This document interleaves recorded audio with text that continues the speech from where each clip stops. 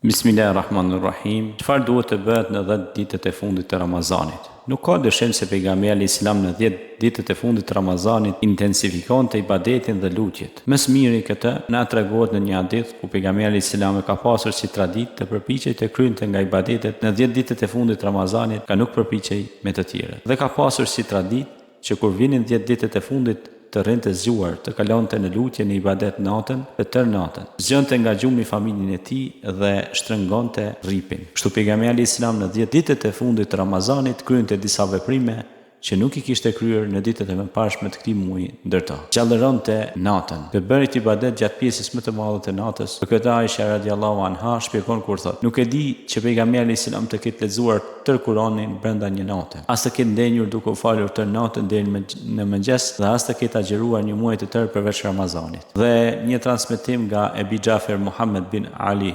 transmetohet: "Ai që Ramazanin e zë dhe shëndosh dhe musliman agjëron ditën e tij dhe bën ibadet në një pjesë të natës së tij, ruan shikimet, nderin gjuhën dhe dorën e tij, që kujdeset t'i falë namazet me xhamat në xhami, shkon herë në xhuma, ky e ka agjëru këtë muaj dhe e ka plotësuar shpërblimin. Ky ka zonë natën e Kadrit dhe ka triumfuar me shpërblimin e Zotit të Lartmadhërisht." Tha Ebu Xhaferi: "Një shpërblim i tillë nuk i ngjan atij të princave." Pejgamberi alayhis salam pra zgjoheshte dhe rrinte natën duke bërë ibadet. I zgjonte ata natën e 23, 25, 27 dhe tha se e zgjonte familjen bashkë veçanërisht natën e 27. Kurse Taberaniu transmeton nga Aliu radhiyallahu anhu se pejgamberi alayhis salam zgjonte familjen e tij në 10 ditët e mroma të Ramazanit, bile zgjonte të vegjëlit e të rriturit që ishin në gjendje të faleshin. Siç përsillet nga ai, i trokiste në dir natën Fatimes dhe Aliut dhe u thoshte: "A nuk po ngriheni që të faleni?" Gjithashtu ngrihte nga gjumi Aishën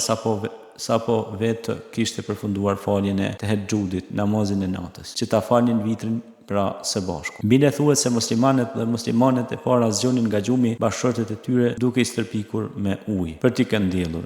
Në Muatan e Imam Maliku thuhet se Omer radhiyallahu anhu falej shumë gjatë natës gjerë në mesnatë. Atëherë ngrinte familjen e tij për të falur namaz, duke i thënë secilit namazi, dhe u lexonte këtë ajet nga Kurani: "Urdhëro familjen tënde të fal namaz dhe ti vetë zbatoje atë." Në 10 ditët e fundit pejgamberi alayhis salam gjithashtu nuk kryente marrëdhënie me bashkëshorten. Kjo theksohet edhe në një hadith të Enesit ku thuhet: "Palos të shtrohej dhe nuk flente me bashkëshorten, pra nga që ishte i nxjerrë, pra me adhurim ibadet." Pejgamberi e bënte këtë nga që 10 ditët e fundit hynte në itikaf dhe atyre që hynë në itikaf u ndalohet afrimi pra marrëdhënia. Vonesa e iftarit deri në syfyr. Transmetohet nga Aisha radhiyallahu anha dhe Enesi radhiyallahu anhu se pejgamberi alayhis salam 10 ditët e fundit të muajit Ramazan e bënte darkën e tij në syfyr, pra nuk hante iftar darkë. Dhe Sahih Buhari transmetohet nga Abu Said se pejgamberi alayhis salam ka thënë: "Mos e vazhdoni agjërimin, ai që dëshiron ta vazhdojë le ta vazhdojë deri në syfyr." I thanë: "Por ti po e vazhdon agjërimin o i dërguar i Zotit?" Ai u përgjigj: "Unë nuk jam si ju, mua edhe duke ndenjur dikush më ushqen dhe më jep të pi." Këto janë dëshmi për mundësinë që i kishte dhënë i Madhi Allah të dashurtunit vet Muhammed alayhis salam, duke i ushqyer shpirtin, i krijonte kushtet që të ishte sa më shumë pranë Zotit, që t'i bente lutje Allahut te bareke ve taala. Të pastruarin ndërmjet dy jacive, akşamit dhe jacis, Ibn Ebi Hatim transmetohet nga Aisha radhiyallahu anha që të ketë thënë: "Kur vinte Ramazani pejgamberi ka pasur si traditë të flinte dhe të lutej, dhe kur hynin 10 ditët e fundit shtrëngonte rripin, u largonte nga gratë, nuk kryente marrëdhënie dhe pastroi në mes dy jacive."